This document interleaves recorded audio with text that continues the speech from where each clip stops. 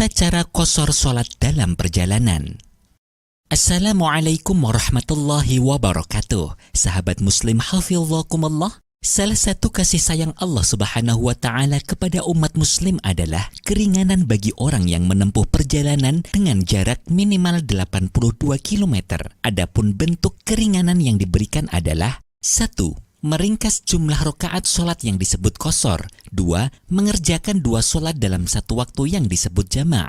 Dasar sholat qashar adalah firman Allah subhanahu wa ta'ala, وَإِذَا ضَرَبْتُمْ فِي الْأَرْضِ فَلَيْسَ عَلَيْكُمْ جُنَاحٌ أَن تَقْصُرُوا مِنَ الصَّلَاةِ. Artinya, apabila kalian bepergian di muka bumi, maka tidaklah mengapa kalian mengqashar sholat kalian.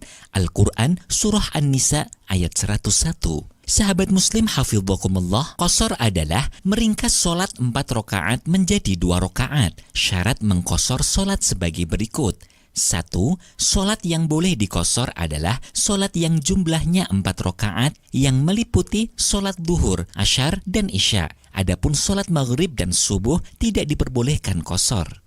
2. Tempat tujuan bepergian harus jelas. Orang pergi yang tidak jelas arah dan tujuannya tidak diperbolehkan mengqashar sholat, seperti orang yang meninggalkan rumah sebab marah lalu pergi tanpa tujuan yang jelas. 3. Perjalanan yang dilakukan tidak kategori maksiat.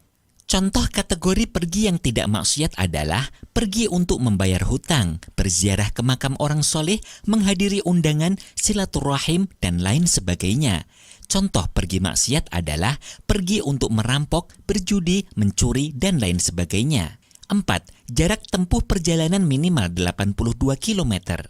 Jarak tempuh yang diperbolehkan untuk mengqashar sholat adalah minimal 82 km, baik perjalanan dengan berjalan kaki atau naik kendaraan. Keringanan ini bukan dilihat dari waktu dan kecepatan perjalanan yang ditempuh, tetapi dilihat dari jarak atau panjang perjalanan yang dilakukan. Ketika jarak yang ditempuh mencapai 123 km atau lebih, justru disunnahkan mengqashar sholat. 5. Musafir sudah keluar dari batas desa tempat tinggalnya. Contoh, orang yang bertempat tinggal di Semarang akan melakukan perjalanan ke Surabaya, maka boleh melaksanakan sholat qashar setelah keluar dari Semarang. 6.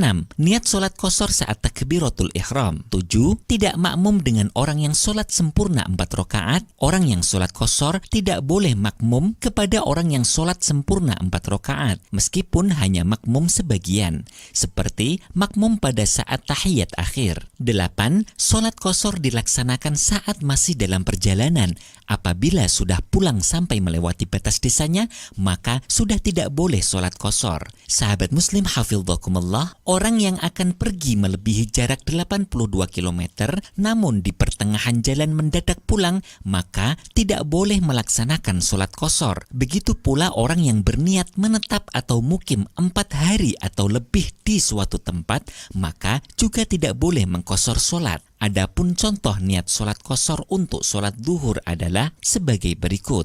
Usolli fardhu dhuhri qashran lillahi ta'ala. Saya niat sholat fardhu duhur qashar karena Allah Ta'ala. Adapun niat sholat qashar untuk sholat asar adalah sebagai berikut. Usolli fardhul asri qashran lillahi ta'ala. Saya niat sholat fardu asar qashar karena Allah Ta'ala. Adapun niat sholat qashar untuk sholat isya adalah sebagai berikut. Usolli fardhul isya'i qashran lillahi ta'ala. Saya niat sholat fardu isya qashar karena Allah Ta'ala. Nah sahabat muslim hafizakumullah, demikian ini penjelasan tentang qashar sholat yang dapat kita laksanakan ketika bepergian. Semoga bermanfaat. Wassalamualaikum warahmatullahi wabarakatuh.